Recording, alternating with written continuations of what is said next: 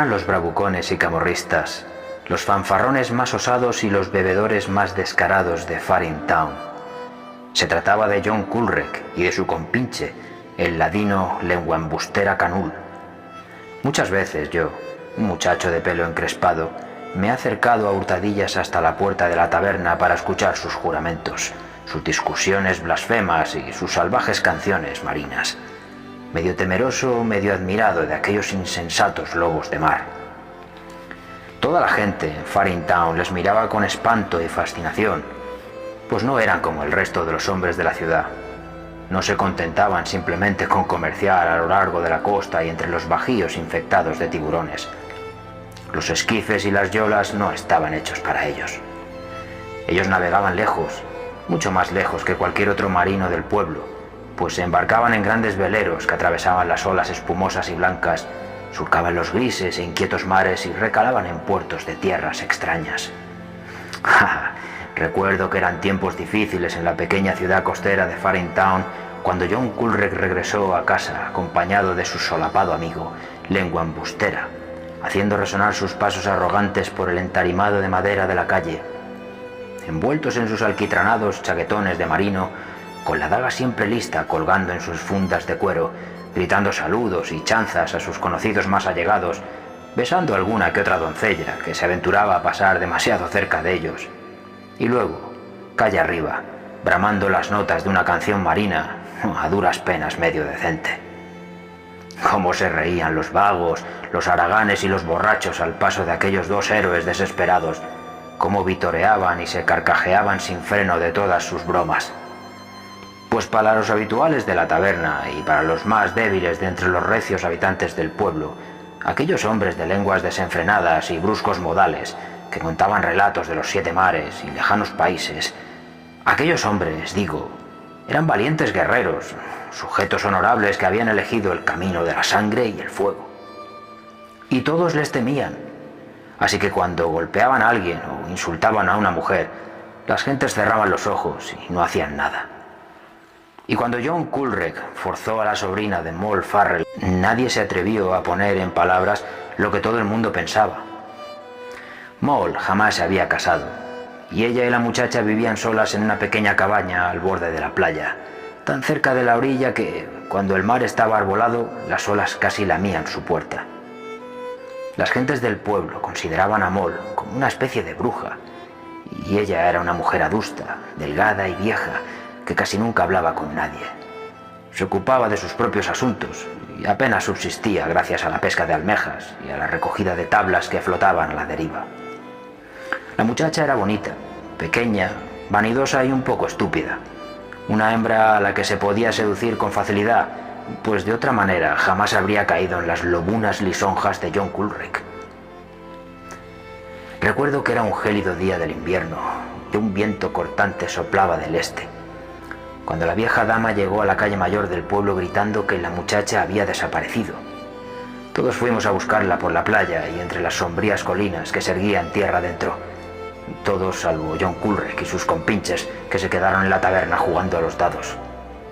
Durante todo aquel tiempo oímos el rugir y el batir incansable del monstruo gris estrellándose contra los bajíos, y luego, a la luz pálida de una aurora fantasmal, la chica de Moll Farrell regresó a su hogar.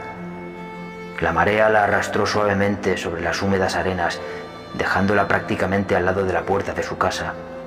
Tenía un color blanco virginal y llevaba los brazos cruzados sobre el pecho inerte. El rostro estaba en calma y las grises olas lamían sus delicados miembros. Los ojos de Moll Farrell eran de piedra, y sin embargo se quedó delante de la muchacha muerta y no dijo nada hasta que John Coolrec y su compinche llegaron tambaleándose desde la taberna, con las jarras de cerveza aún en las manos. John Coolrec estaba borracho y la gente se volvió hacia él, llenos de sospechas de asesinato. Pero Coolrec se paseó delante del cuerpo de la muchacha y se rió de Moll Farrell. «¡Diablos, lenguambustera!», maldijo John Coolrec. «¡La chica se ha ahogado!». Lenguambustera soltó una risita entre sus labios finos y torcidos. Siempre había odiado a Moll Farrell, pues había sido ella la que le puso aquel mote. Entonces John Coolrec levantó la jarra tambaleándose sobre sus piernas inseguras. «Brindemos por el fantasma de la ahogada», gritó mientras el resto de la gente se quedaba horrorizada. Moll Farrell habló, y las palabras surgieron de ella como un chillido que llenó de escalofríos a la muchedumbre allí congregada. «Que la maldición del demonio hediondo caiga sobre ti, John Coolrec», aulló. «Que Dios maldiga tu repugnante alma por toda la eternidad. Que veas cosas que quemen tus ojos y abrasen tu alma. Que tengas una muerte sangrienta y que te retuerzas de dolor en las llamas del infierno durante millones y millones y millones de años. Te maldigo en el mar y en la tierra, en el aire y en todas las partes del mundo. Y que caigan sobre ti los demonios del océano y de los pantanos, los diablos de los bosques y los duendes malignos de las colinas. Y tú», y un dedo cadavérico apuntó a lengua embustera Canul, y este empezó a retroceder mientras su rostro palidecía, «tú serás el motivo de la muerte de John Coolrec, y él será el motivo de la tuya. Tú conducirás a John Coolrec a las puertas del infierno, y John Coolrec te llevará a ti al árbol de la horca. Dejo el sello de la muerte sobre tu frente, John Coolrec. Vivirás en el terror y morirás en el terror, sobre los mares lejanos, grises y fríos. Pero las aguas que acogieron en su regazo un alma inocente no tomarán la tuya, sino que escupirán a las arenas tus viles restos. Ah, John Coolrec». Y hablaba con tan terrible intensidad que la expresión burlona del rostro del borracho se fue transformando hasta adoptar una mueca estúpida y canalla. «El mar brama reclamando una víctima a la que no acogerá. La nieve brilla sobre las colinas, John Coolrec, y antes de que se derrita tu cuerpo yacerá a mis pies, y yo escupiré sobre él y seré dichosa».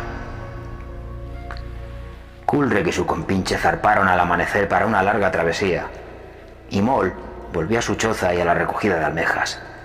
Parecía más delgada y adusta que nunca, y sus ojos relucían con un brillo enfermizo.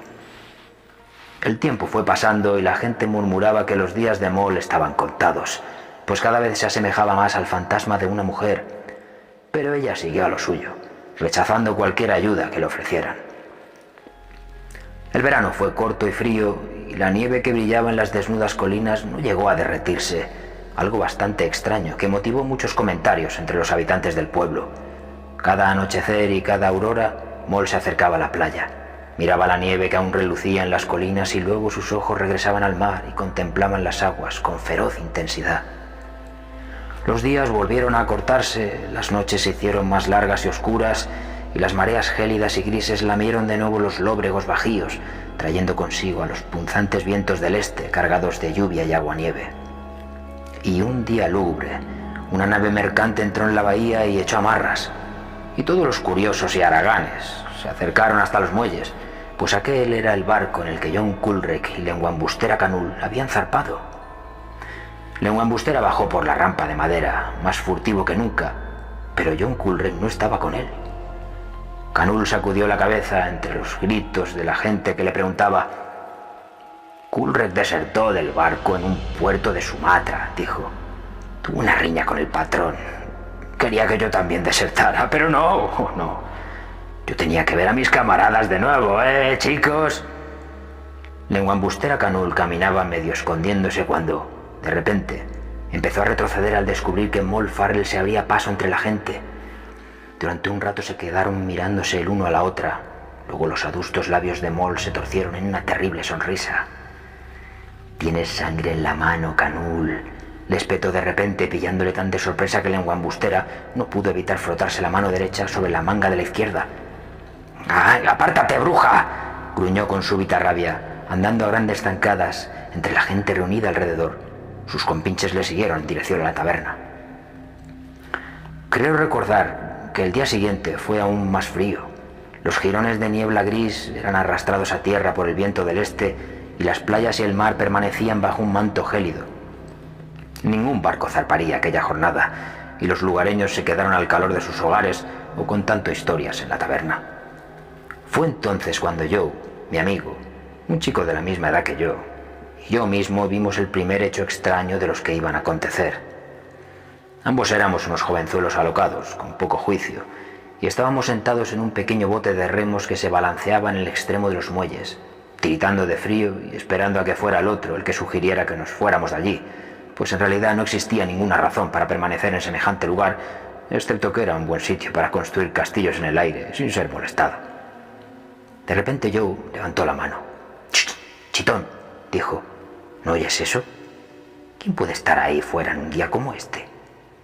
«Nadie». «¿Qué has oído?» «Remos, o estoy majara, escucha». Era imposible ver nada en aquella niebla y tampoco pude oír ningún sonido extraño. Sin embargo, Joe juraba que él sí lo había oído, y de repente su rostro adoptó una extraña expresión. «Alguien está remando ahí fuera, lo juro. La bahía está llena del sonido de unos remos. Al menos varios botes. Serás idiota, ¿no los oyes?» Y entonces, mientras sacudía mi cabeza, Joe dio un brinco y empezó a quitar la amarra del bote. «Voy a ir a ver. Entonces podrás llamarme mentiroso si la bahía no está llena de barcas, todas juntas, como una pequeña flotilla. ¿Vienes conmigo?» Sí, iría con él, aunque no había escuchado nada. Entonces nos sumergimos en aquel velo gris y la bruma se cerró detrás y enfrente de nosotros mientras remábamos en mitad de un mundo lleno de vapores, sin poder oír y sin poder ver nada. Estábamos perdidos en el espacio y en el tiempo, y maldije a Joe por haberme convencido a ir tras un supuesto ganso salvaje que nos iba a llevar mar adentro. Pensé en la muchacha de Moll Farrell y me estremecí. Me resulta imposible calcular qué distancia recorrimos. Los minutos se convirtieron en horas y las horas en siglos. Pero Joe seguía jurando que oía el ruido de remos, a veces al alcance de la mano y a veces muy lejos en la distancia, y seguimos remando durante horas, fijando nuestro rumbo por los sonidos que Joe juraba escuchar, ya se hicieran estos más fuertes o decrecieran de improviso. Más tarde pensé en esto y no pude entenderlo. Y entonces, cuando tenía las manos tan entumecidas que apenas podía sujetar el remo y la somnolencia producida por el frío y el cansancio estaba a punto de apoderarse de mí, pudimos contemplar el brillo plateado de las estrellas a través del manto de niebla, y ésta se disipó de repente, desvaneciéndose como un fantasma de humo, y nos encontramos justo en la boca de la bahía. Las aguas estaban tan lisas como las de un estanque, de un color verdoso oscuro y plateado bajo la luz de las estrellas, y el frío era aún más punzante. Estaba poniendo el bote rumbo a los muelles cuando Joe soltó un grito, y por primera vez pude escuchar el sordo sonido de unos remos. Miré por encima del hombro y se me heló la sangre en las venas.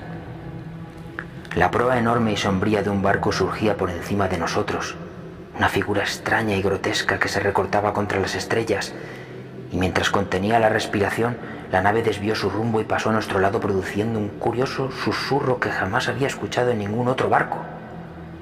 Joe gritó y empezó a remar desesperadamente, y el bote se apartó justo a tiempo, ya que, aunque la proa no había chocado contra nosotros, sí habríamos perecido, pues de los costados del buque sobresalían unos remos enormes, dispuestos en varias hileras que le impulsaban.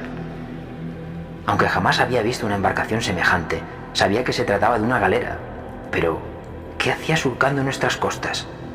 Decían, los que habían viajado lejos, que semejantes barcos aún se utilizaban entre las gentes paganas de Berbería, pero estábamos muy lejos de aquellas regiones y además aquel navío no se parecía a los descritos por los viajeros. Empezamos a perseguirle, pero era muy extraño, pues, aunque las aguas se abrían en la base de la proa y parecía como flotar suavemente por encima de las olas, la embarcación apenas progresaba y enseguida la alcanzamos. Atamos rápidamente un cabo a una cadena que colgaba en la parte de atrás, lejos del alcance de los remos, y llamamos a quien quiera que estuviese en cubierta. Pero nadie nos contestó, y al fin, tras superar nuestros miedos, subimos trepando por la cadena y llegamos a la cubierta más extraña que nadie haya pisado durante muchos siglos. «Esto no es una galera de Berbería», musitó Joe atemorizado. «Mira qué aspecto más antiguo tiene.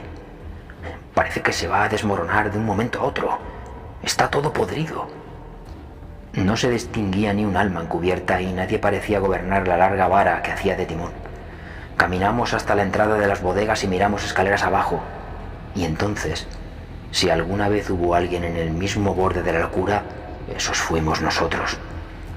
Pues bien es cierto que allí estaban los remeros, sentados en las hileras de bancos, e impulsaban los chirriantes remos sobre las grises aguas.